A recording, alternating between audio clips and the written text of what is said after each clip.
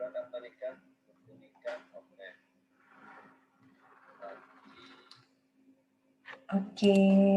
baik. Selamat pagi Bapak Ibu sekalian. Berikut adalah video tentang penggunaan aplikasi MySAPK untuk pemuktahiran data mandiri. Mudah-mudahan video ini bisa memudahkan Bapak Ibu dalam melakukan proses pemuktahiran data mandiri. Sebelumnya, kita bisa melakukan login melalui web, ya, karena saya mencontohkan melalui web di MySAPK BKN Go ID, ya. Bapak Ibu bisa melakukan login dengan user password yang sudah Bapak Ibu setting sebelumnya. Kita mulai dengan proses login. Nah, di sini kalau instansi Bapak Ibu sudah diberikan jadwal untuk melakukan pemuktahiran data mandiri, Bapak Ibu bisa langsung melakukan updating data mandiri di menu pemuktahiran data mandiri. Pertama, kita pilih menu atau tombol lengkapi data mandiri. Ya, kemudian yang pertama kali Bapak Ibu harus lakukan adalah memilih unit verifikasi. Jika pilihan unit verifikasi ini belum ada, Bapak Ibu belum bisa melakukan pemuktahiran data mandiri. Pilihan unit verifikasi ini dilakukan oleh admin. Jadi admin akan melakukan setting unit-unit mana saja yang di-set sebagai unit verifikasi. Nah, pertama saya akan memilih unit verifikasi saya dulu. Kalau Bapak Ibu lihat, di sini ada 12 riwayat yang harus dimuktakhirkan datanya. Namun tidak semua riwayat ini harus Bapak Ibu muktahirkan jika memang Bapak Ibu tidak punya riwayatnya. Seperti contoh, saya tidak memiliki riwayat peninjauan masa kerja. Ya, kalau saya tidak memiliki riwayat peninjauan masa kerja, maka saya bisa langsung melakukan klik saya tidak memiliki data pemuktahiran peninjauan masa kerja. Ya, lalu akan dikonfirmasi apakah Anda yakin? Iya. Nah, nanti otomatis di kondisi depan kita sudah langsung di-set selesai karena kita tidak memiliki datanya. Berikutnya lagi misalnya saya tidak punya organisasi, ya. Contohnya saya tidak punya riwayat organisasi. Saya tinggal melakukan klik saya tidak ada data riwayat organisasi. Lalu dikonfirmasi, ya. Nah, ini hanya Bapak Ibu lakukan jika memang Bapak Ibu tidak punya riwayat terhadap riwayat tersebut, ya, tidak memiliki data terakhir terhadap riwayat tersebut. Untuk riwayat yang lain, Bapak Ibu cukup melakukan updating satu data terakhir atau menambahkan satu data terakhir terbaru jika memang data yang ada di dalam MySAPK ini belum terupdate. Kita mulai dari riwayat ubah profil. Riwayat ubah profil ini bisa Bapak Ibu lakukan berkali-kali, ya, karena ini bisa jika ada perubahan alamat, nomor telepon, Bapak Ibu bisa langsung melakukan perubahan di sini. Yang pertama adalah terkait foto, Bapak Ibu bisa melakukan unggah foto. Jika sudah selesai, Bapak Ibu bisa melakukan simpan, ya. Oke, setelah profil bersih, oke. Nah, kemudian Bapak Ibu bisa melengkapi nih alamat domisili, nomor telepon, nomor handphone, sama email dinas jika memang data yang ada di sini itu belum sesuai. Saya akan mencoba mengupdate email dinas saya.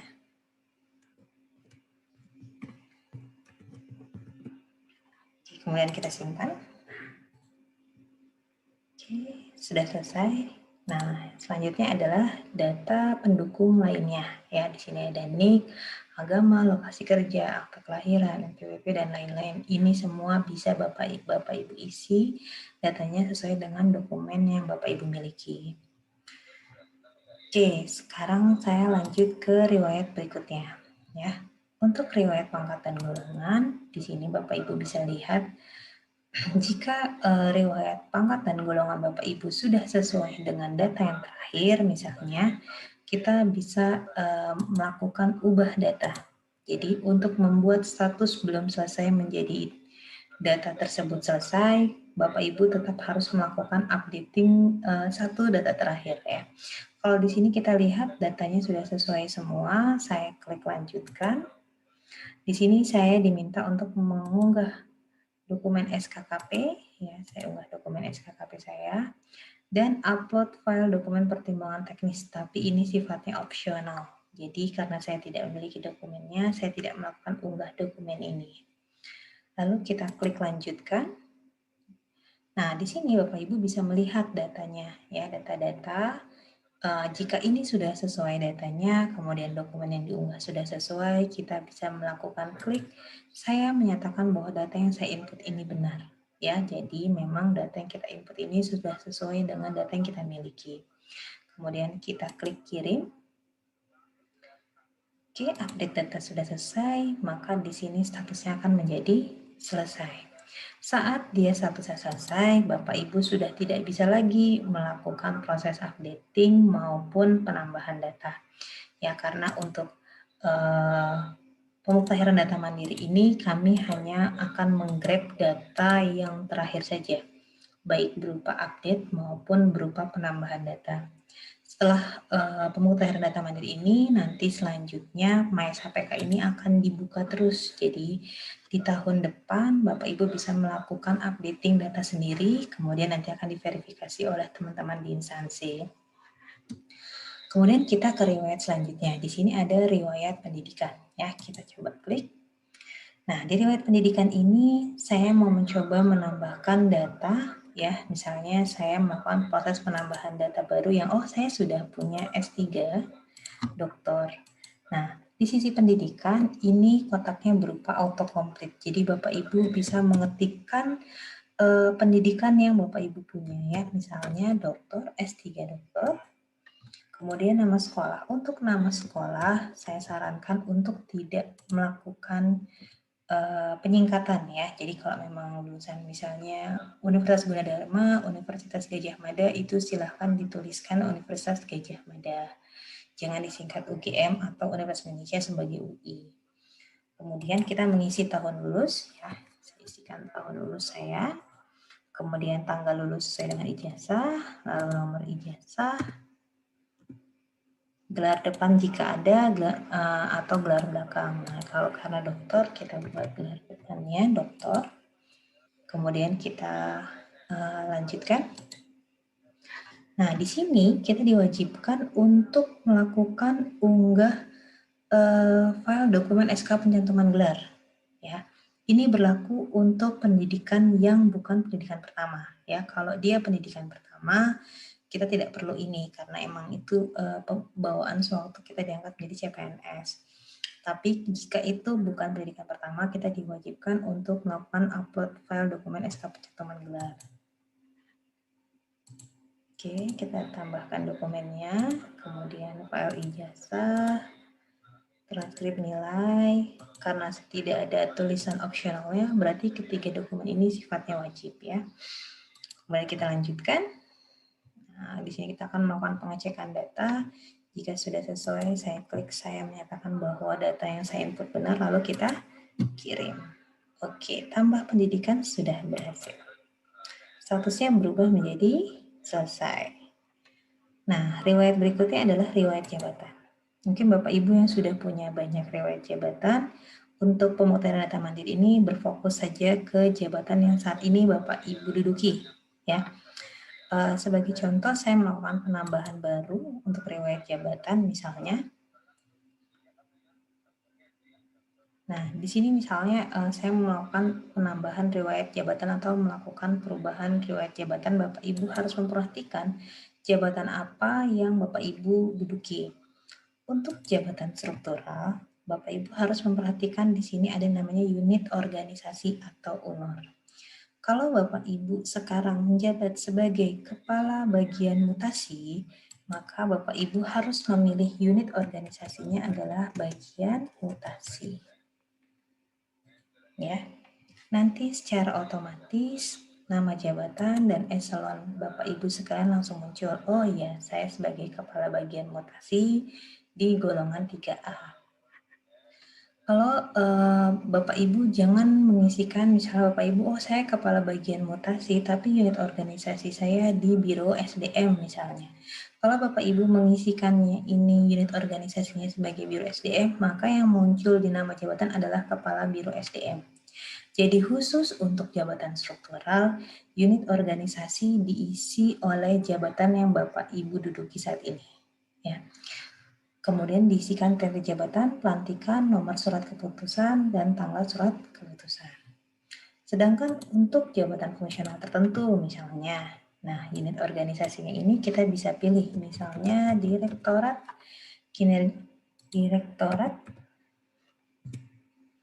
kinerja aparatur sipil negara ya. Kemudian kita pilih jabatan fungsional. Kotak ini akan menampilkan tabel referensi nama-nama jabatan fungsional. Jadi Bapak Ibu misalnya jabatannya analis kepegawaian bisa mengetikkan kepegawaian ya. Atau mengetikkan misalnya seperti saya Pranata, saya mengetikkan komputer. Ya, kalau agak lama dia menampilkan referensinya, ditunggu sampai referensinya muncul di bawahnya ya. Jadi kotak ini bukan free text, namun autocomplete gitu ya. Jadi kalau Bapak Ibu mengetikkan datanya seperti ini, kita tinggal pilih perangkat komputer ahli muda gitu ya. Kemudian kita pilihkan TMT jabatan, TMT pelantikan, lalu nomor SK-nya, dan tanggal surat keputusannya. Lalu kita klik lanjutkan. Di sini kita diwajibkan untuk mengupload SK jabatan dan upload dokumen surat pelantikan. Ini sifatnya opsional ya, opsional kalau memang Bapak Ibu memiliki surat SK pelantikan silahkan diunggah. Kita klik lanjutkan. Kemudian di sini kita bisa cek dulu datanya dan dokumennya sebelum kita submit ya. Saya menyatakan bahwa data yang saya input benar, lalu kita kirim. Oke. Kita sudah menyelesaikan 1, 2, 3, 4, 5, 6 riwayat. Kemudian misalnya saya lanjut ke riwayat CPNS-PNS. Nah, riwayat CPNS-PNS ini kita melengkapi data CPNS-PNS yang kita miliki ya. Jadi di sini kita melakukan ubah data. Jadi kalau Bapak Ibu lihat di sini tidak ada tambah data ya, kita lihat ubah data. Jadi di sini Bapak Ibu bisa melengkapi data-data yang masih kosong, yang masih dibutuhkan. Oke, ini Bapak Ibu bisa isikan. Nanti di selanjutnya ada dokumen yang harus diunggah. Saya lanjut ke riwayat berikutnya saja. Nah, di riwayat diklat dan kursus, Bapak Ibu bisa melakukan penambahan diklat dan kursus, atau kalau memang selama ini atau teman-teman CPNS yang baru masuk dan belum mengikuti diklat atau kursus bisa memilih saya tidak memiliki data diklat ya. Tapi kalau kita mau menambahkan data baru, kita cukup klik tambah baru. Kita pilih diklatnya, misalnya saya diklat fungsional, diklat Pranata Komputer misalnya, lalu institusi penyelenggaranya Badan Pusat Statistik Badan Kepegawaian Negara, misalnya, lalu nomor sertifikatnya, tahunnya 2020, tanggal mulainya kapan, tanggal 2021 ya, lalu sampai tanggal akhirnya kapan, lalu durasi jamnya, misalnya 20 jam. Kita klik lanjutkan. Nah, di sini Bapak Ibu diminta untuk melakukan upload file dokumen sertifikat ya. Dokumen sertifikatnya kita unggah, lalu kita lanjutkan. Nah, di sisi ringkasan kita bisa lihat nih data yang sudah kita input beserta dokumennya sebelum kita menyatakan bahwa data yang saya input benar. Lalu kita klik kirim. Oke. Nah, datanya sudah selesai. Kemudian kita lanjut ke riwayat keluarga. Di riwayat keluarga ini kita bisa menambahkan data orang tua, data pasangan, dan data anak ya. Jadi misalnya teman-teman CPNS atau teman-teman yang belum menikah itu bisa menambahkan data orang tua. Bisa kita klik tambahkan data. Ya, karena data orang tua ini bisa kita gunakan jika ada CPNS yang tewas dalam tugas ya, tewas dalam tugas maka dan dia belum menikah, maka nanti pensiunnya akan diterima oleh orang tuanya. Nah, di sini Bapak Ibu tinggal menginputkan dia statusnya bukan PNS atau PNS ya. Kalau PNS diminta untuk memasukkan NIP-nya. Bapak Ibu bisa melakukan inputan. Saya coba contohkan ya.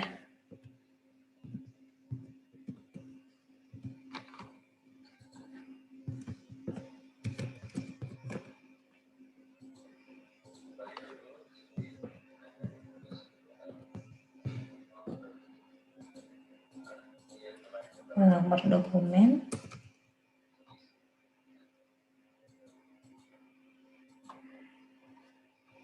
Terus isikan alamat, nomor handphone. Nah, ini kemudian ada statusnya hidup atau meninggal, status perkawinannya menikah, cerai, hidup, cerai, mati, dan belum kawin. Kemudian ada pilihan agama, jenis kelamin, email, dan nomor telepon. Jadi ini untuk data keluarga, ini Bapak Ibu bisa langsung menambahkan di menu pemutahiran data mandiri keluarga. Oke, kemudian untuk riwayat SKP, untuk riwayat SKP ini kita melakukan inputnya 2 ya Bapak Ibu ya, 2 tahun terakhir. Jadi nilai SKP untuk 2 tahun terakhir. Kita coba klik tambah baru. Di sini ada jenis jabatan yang kita ampu saat ini. Jadi misalnya saya di jabatan profesional tertentu, lalu ini tahun 2019 ya, untuk SKP tahun 2019 kita isikan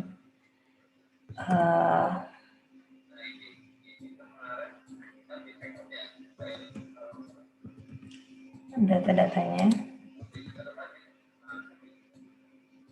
Nah, untuk data penilai dan data penilai itu kita free text ya. Jadi di sini free text Bapak Ibu bisa melakukan pengetikan data ya, atau melakukan updating data jika memang datanya belum ada.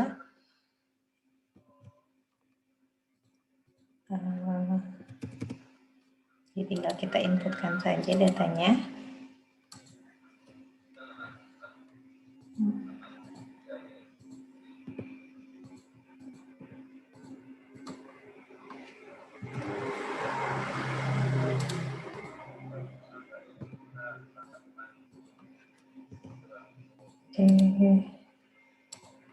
Kemudian kita lanjutkan.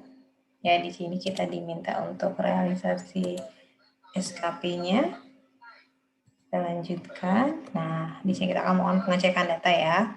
Lalu kalau sudah, kita kirim. Oke. Nah, di sini kemudian setelah riwayat SKP, kita akan ada riwayat penghargaan. Nah, di sini kalau Bapak Ibu mau melakukan updating data, misalnya saya sudah punya riwayat karya saya 10 tahun, Bapak Ibu bisa melakukan ubah data. Ya, kita mengisikan tanggalnya dulu, kemudian kita melakukan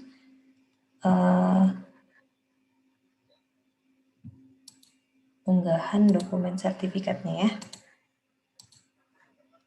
Oke, kita lanjutkan. Oke, kita nyatakan bahwa sudah benar. Kirim. Oke. Penghargaan selesai, organisasi selesai, kemudian CLTN. Ya, sama. Untuk sebenarnya hampir di semua riwayat itu mekanismenya sama ya. Jadi kita bisa ubah data kalau kita punya data CLTN, tapi kalau kita misalnya tidak punya data CLTN itu bisa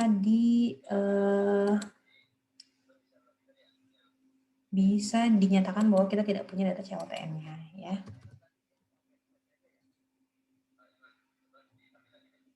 Oke, tanggalnya diisi ya.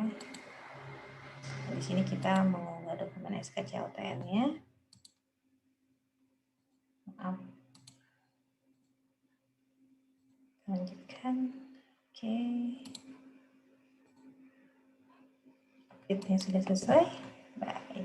Oke, nah Bapak Ibu sebenarnya bisa melakukan history atau melakukan pengecekan ya dokumen-dokumen yang sudah data yang sudah kita ajukan perubahannya ke unit approval dan unit verifikasi. Nah, di sini kita bisa pantau data-datanya apa saja. Status ini nanti akan berubah dari input berkas, verifikasi, sampai dengan approval. Ya, jadi kita bisa memantau data-data mana saja yang disetujui, mana yang sedang dalam proses. Nah, ini nanti Bapak Ibu bisa pantau di dashboard-nya juga. Ya. Nah, kemudian sebenarnya di Mesa PK ini kita bisa melihat dokumen-dokumen yang ada di datanya BKN ya, dokumen-dokumen yang ada di BKN yang mungkin bisa membantu Bapak Ibu misalnya SK PNS, SK KP yang bisa diambil dari sini untuk diunggah kembali di pemutahiran data mandiri. Mungkin itu dari saya. Terima kasih.